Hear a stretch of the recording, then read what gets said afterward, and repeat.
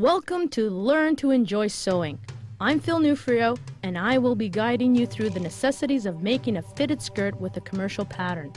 This video will show you what supplies you will need and how to construct the garment step by step. All the steps shown will get you on your way to enjoy sewing on your own.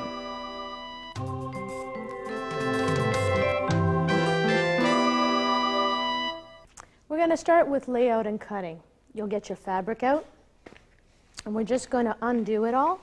So you're going to have your fabric on your table ready to lay out. Here's a pattern piece I've already done all the markings to, that we're going to actually have the back and the front. So the first thing we're going to do is place it on the fold, like we normally said before, that this is the symbol for fold. You have salvages, raw edges, and folds. Everything must be parallel to your salvages. That means the garment will stay nice and straight.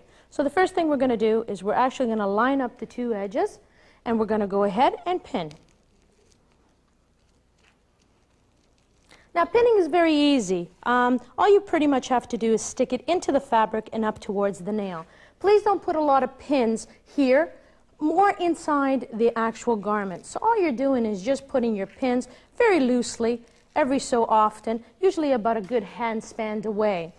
Once you've done the front, which is the easy part of it, you're now going to move over and do the back.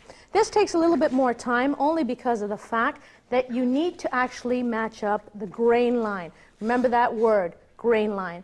This line here has to be parallel to the selvage. So the first thing we're going to do is take our measuring tape, and it has to be equal distance all the way through. So from your selvage to your actual center of your line, you're going to measure it all the way down so it equals whatever it is. So if it's 5 1/4, it must be 5 1/4 all the way through. And it just so happens that this one is bang right on. So we'll take our pins and we'll pin on this one as well. This is fairly easy. Once you've done this part here, you're now going to go ahead and cut. And remember, people, this is only sewing. You're going to get really good at it. So it's not brain surgery, just go ahead and cut it. The problem that I have with beginners is just that. They're afraid they're going to make a mistake. Well, you know what? You learn from your mistakes. So you might as well go ahead and make them now before you start on really fancy fabrics. So we're going to start, and here we go. Take your pair of scissors. Remember what I said, the black line is your cutting line. So let's cut. Take a deep breath, and off you go. You just go ahead and cup right around the big line. Please make sure that you understand that you don't stop. No jagged edges like this. Must be clean cut. So here we go. We have our two pieces already cut out. We have our front and we have our back. So now it's time to trace. Remember that thing that I told you at the beginning, and you needed a tracing wheel with the tracing paper? Well, now it's up to you to choose what color you can see. This is going to save you a lot of time once you go to sew. I've chosen blue, so I'm going to put away my other colors, and I'm going to start with blue. The tracing paper has a chalk film on one side and nothing on the other. It's just regular paper. We're going to feed it in like a sandwich. So here we go. The first thing we're going to do is we're going to fold it the opposite way.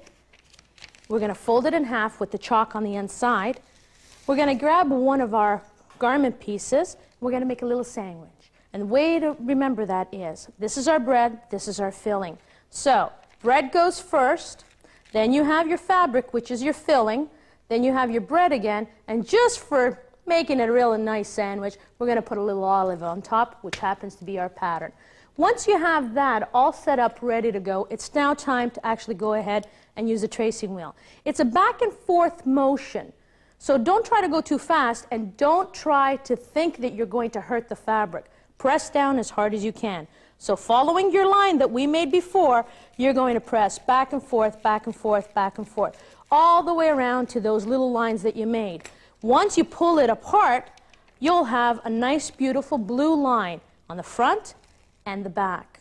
Now, I've already done all the other stitching lines on it. So we're ready to go. So pretty much, it's time to do that thing called basting that I was talking about. So we're going to start with the front, and I'm just going to pull out some of the pins. And we're going to baste. Now, don't make your basting thread too long. because what's going to happen with your basting thread, if it's too long, is going to get tangled. So the first thing we're going to do is we're going to take a nice strand of thread, okay? We're going to make a little strand through the needle. Now I've got a needle already threaded up. Going to snip it, and we're going to make what's called a dressmaker's knot. It's very simple.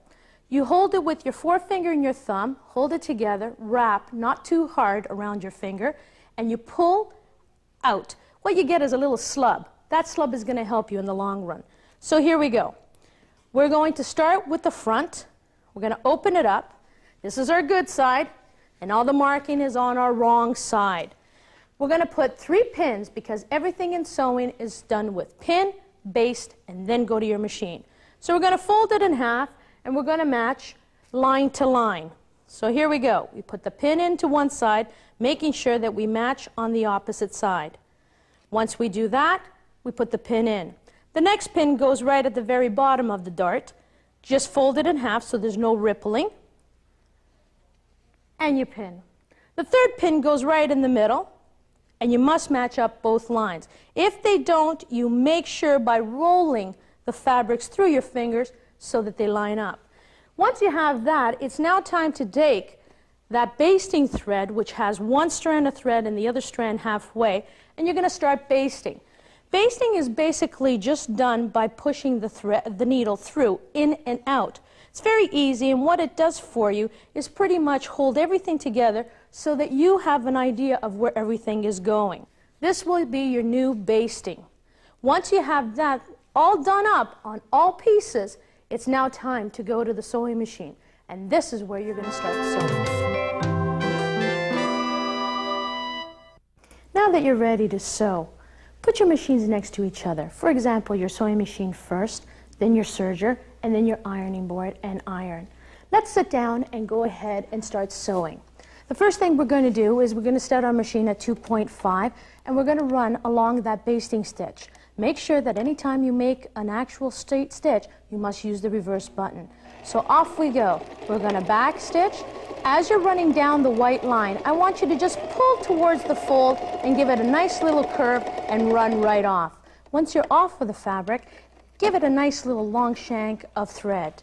Snip it, and we're now going to seal this little place right at the very end here. We need to make some knots, and the way we make some knots is just by wrapping it around, sticking the ends in through the side, and give it a little tug and pull. So we'll do that twice just to secure it. So we're going to bring it through, hold on to your little strands, bring it down, pull, and then what you do is you cut off a nice fingernail size right at the end. Make sure that you clip all your ends and pull out your basting. Once that's done, you'll have something that looks like this. This is already sewn up because I'm showing you all completed. It's time to